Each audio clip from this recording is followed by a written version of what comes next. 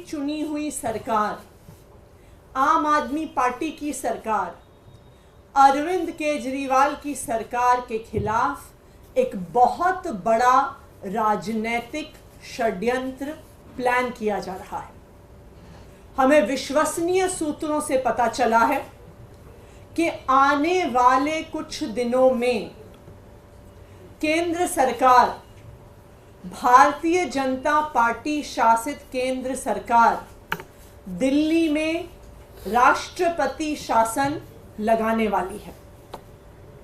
इसके कई संकेत पिछले कुछ दिनों से दिख रहे हैं। हम पिछले कई दिनों से देख रहे हैं कि दिल्ली में किसी भी अफसर की पोस्टिंग नहीं हो रही है। जो आईएएस अफसर हैं उनकी पोस्टिंग एमएचए द्वारा कंट्रोल्ड होती है, लेकिन पिछले कई महीनों से किसी भी सीनियर आईएएस अफसर की पोस्टिंग दिल्ली में नहीं हुई। दूसरी बात, दिल्ली के अंदर कई विभाग खाली हैं, वहां पर अफसर पोस्टेड नहीं हैं, लेकिन फिर भी दिल्ली के अंदर किसी भी अफसर को नहीं लगाया जा रहा।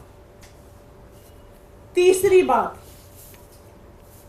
एलजी साहब पिछले एक हफ्ते से एमएचए को बार बार बिना किसी कारण के दिल्ली सरकार को लेके चिट्ठियां लिख रहे हैं।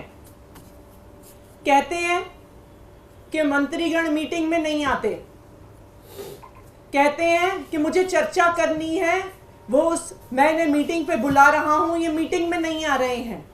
ये वही एलजी साहब हैं जो कोर्ट में खड़े होके कहते हैं कि जी ये ट्रांसफर्ड सब्जेक्ट है, मेरा इससे कोई लेना देना नहीं है। तो जब आप कोर्ट में कहते हैं कि आपका पानी के मुद्दे से, पोल्यूशन के मुद्दे से कोई लेना देना नहीं है, जब वो ट्रांसफर्ड सब्जेक्ट है, तो आप एमएचए में उसके बारे में चिट्ठी क्यों लिख रहे हैं? चौथा, दिल्ली सरकार के अफसरों ने मॉडल कोड ऑफ कंडक्ट का बहाना बनाकर किसी भी मीटिंग में आना बंद कर दिया है, चाहे वो कितने ही इंपॉर्टेंट मुद्दे पर हो। आखिरी चीज, हमने देखा कि किस तरह से एक 20 साल पुराने केस को उठाकर दिल्ली के मुख्यमंत्री अरविंद केजरीवाल के निजी सचिव को बर्खास्त कर दिया। तो ये सारे लक्षण दिखा रहे हैं कि एक बहुत बड़ी साजिश हो रही है, दिल्ली की सरकार को गिराने की साजिश हो रही है, अरविंद केजरीवाल की सरकार को गिराने की साजिश हो रही है, और दिल्ली में राष्ट्रपति शासन लगाने की साजिश हो रही है। मैं दिल्ली के लोगों को भी बताना चाहती हूं कि आपको इन राजनीतिक साजिशों से डरने की जरूरत नहीं है। जब तक अरविंद केजरीवाल जी दिल्ली के बेटे के तौर पे खड़े हैं, चाहे वो जेल के अंदर हो, चाहे वो जेल के बाहर हो, वो दिल्ली वालों के हक की लड़ाई लड़ते रहेंगे। चाहे हमें इस लड़ाई को सड़क पर लड़ना पड़े, चाहे हमें इस लड़ाई को कोर्ट में लड़ना पड़े, चाहे हमें इस लड़ाई को संसद में लड़ना पड़े, लेकिन दिल्ली वालों को उनका हक मिलके रहेगा।